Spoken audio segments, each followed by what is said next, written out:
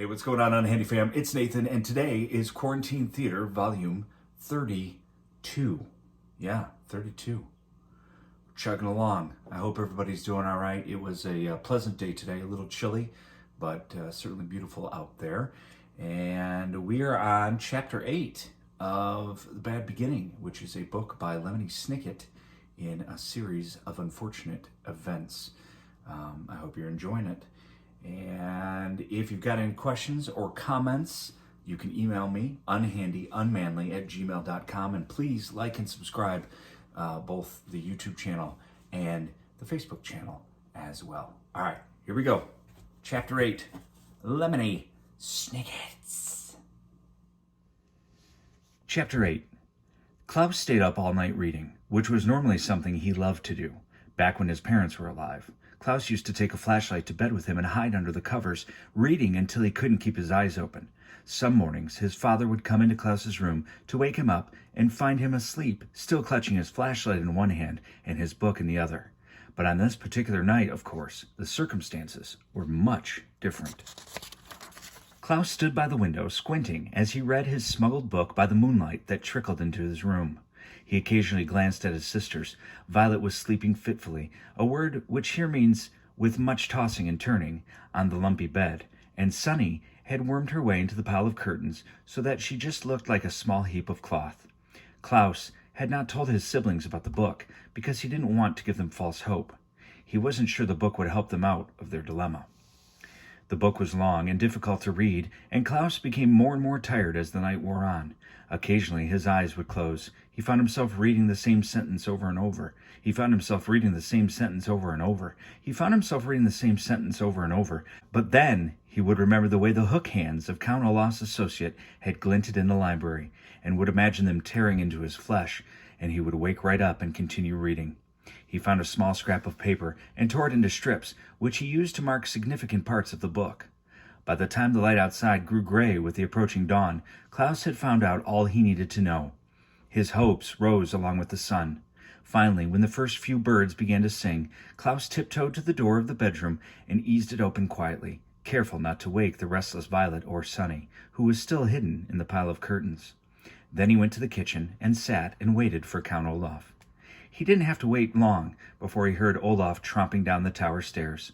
When Count Olaf walked into the kitchen, he saw Klaus sitting at the table and smirked, a word which here means smiled in an unfriendly, phony way. "Hello, orphan," he said. "You're up early." Klaus's heart was beating fast, but he felt calm on the outside, as if he had a layer of invisible armor. "I've been up all night," he said, "reading this book." He put the book out on the table so Olaf could see it. "It's called Nuptial Law," Klaus said, "and I learned many interesting things while reading it." Count Olaf had taken out a bottle of wine to pour himself some breakfast, but when he saw the book he stopped and sat down. "The word nuptial," Klaus said, "means relating to marriage." "I know what the word means," Count Olaf growled. "Where did you get that book?" "From Justice Strauss's library," Klaus said, "but that's not important. What's important is that I have found out your plan." "Is that so?" Count Olaf said, his one eyebrow raising. "And what is my plan, you little runt?" Klaus ignored the insult and opened the book to where one of the scraps of paper was marking his place. "The laws of marriage in this community are very simple," he read out loud. "The requirements are as follows: the presence of a judge, a statement of I do by both the bride and the groom, and the signing of an explanatory document in the bride's own hand." Klaus put down the book and pointed at Count Olaf. "If my sister says I do and signs a piece of paper while Justice Strauss is in the room, then she is legally married. This play you're putting on shouldn't be called The Marvelous Marriage. It should be called The Menacing Marriage. You're not going to marry Violet figuratively. You're going to marry her literally. This play won't be pretend. It will be real and legally binding." Count Olaf laughed a rough, hoarse laugh. "Your sister isn't old enough to get married." "She can get married if she has the permission of her legal guardian, acting in loco parentis," Klaus said. "I read that too. You can't fool me." "Why in the world would I want to actually marry your sister?" Count Olaf asked.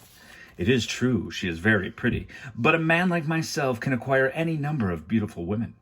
Klaus turned to a different section of nuptial law. "A legal husband," he read out loud, "has the right to control any money in the possession of his legal wife." Klaus gazed at Count Olaf in triumph. "You're going to marry my sister to gain control of the Baudelaire fortune. Or at least, that's what you plan to do. But when I show this information to Mr. Poe, your play will not be performed, and you will go to jail." Count Olaf's eyes grew very shiny, but he continued to smirk at Klaus. This was surprising. Klaus had guessed that once he announced what he knew, this dreadful man would have been very angry, even violent. After all, he'd had a furious outburst just because he'd wanted roast beef instead of puttanesca sauce. Surely, he'd be even more enraged to have his plan discovered. But Count Olaf just sat there as calmly as if they were discussing the weather. "I guess you found me out," Olaf said simply. "I suppose you're right. I'll go to prison, and you and the other orphans will go free. Now, why don't you run up to your room and wake your sisters? I'm sure they'll want to know all about your grand victory over my evil ways." Klaus looked closely at Count Olaf, who was continuing to smile as if he had just told a clever joke. Why wasn't he threatening Klaus in anger, or tearing his hair out in frustration, or running to pack his clothes and escape? This wasn't happening at all the way Klaus had pictured it. "Well, I will go tell my sisters," he said, and walked back into his bedroom. Violet was still dozing on the bed, and Sonny was still hidden beneath the curtains. Klaus woke Violet up first. "I stayed up all night reading," Klaus said breathlessly, as his sister opened her eyes. "And I discovered what Count Olaf is up to. He plans to marry you for real. When you and Justice Strauss and everyone all think it's just a play, and once he's your husband, he'll have control of our parents' money, and he can dispose of us." "How can he marry me for real?" Violet asked. "It's only a play." "The only legal requirements of marriage in this community," Klaus explained, holding up nuptial law to show his sister where he'd learned the information, "are you saying 'I do' and signing a document in your own hand in the presence of a judge, like Justice Strauss." "But surely I'm not old enough to get married," Violet said. "I'm only 14. "Girls under the age of 18, Klaus said, flipping to another part of the book, "can marry if they have the permission of their legal guardian. That's Count Olaf." "Oh, no," Violet cried. "What can we do?"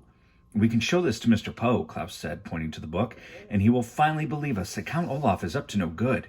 Quick, get dressed while I wake up Sonny, and we could be at the bank by the time it opens." Violet, who usually moved slowly in the mornings, nodded and immediately got out of bed and went to the cardboard box to find some proper clothing. Klaus walked over to the lump of curtains to wake up his younger sister. "Sonny," he called out kindly, putting his hand on where he thought his sister's head was. "Sonny."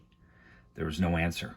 Klaus called out "Sonny" again and pulled away the top fold of the curtains to wake up the youngest Baudelaire child. "Sonny," he said, but then he stopped. For underneath the curtain was nothing but another curtain. He moved aside all the layers, but his little sister was nowhere to be found. "Sonny!" he yelled, looking around the room. Violet dropped the dress she was holding and began to help him search. They looked in every corner, under the bed, and even inside the cardboard box, but Sonny was gone. "Where can she be?" Violet asked worriedly. "She's not the type to run off." "Where can she be, indeed?" said a voice behind them. And the two children turned around. Count Olaf was standing in the doorway, watching Violet and Klaus as they searched the room. His eyes were shining brighter than they ever had, and he was still smiling like he'd just uttered a joke.